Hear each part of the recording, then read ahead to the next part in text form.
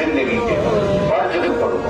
হকুল্লাহ এবং হকুল ইবাদ, আল্লাহর হক এবং বান্দার হক উপযুক্ত ভাবে আদায়ের জন্য চেষ্টায় নিজেকে নিবেদিত রাখবো। কুরআনুল কারীম তেলাওয়াত এবং দরুদ শরীফকে ওয়াজিফা হিসেবে কবুল করব।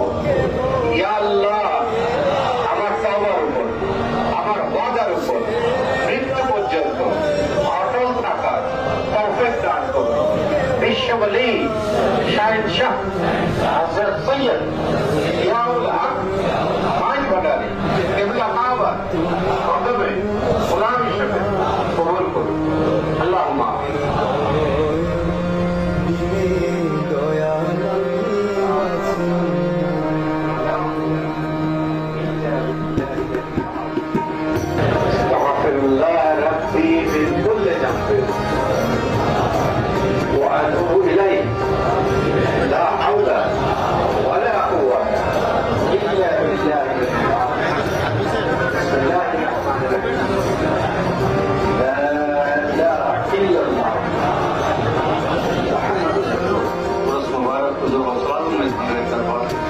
বিশ্ববের শান সম্প্রদায়ের কদমে হাজির হওয়ার তৌফিক দিয়েছেন, সুযোগ করে দিয়েছেন, সেই চেতনা দিয়েছেন, উদ্দীপনা দিয়েছেন।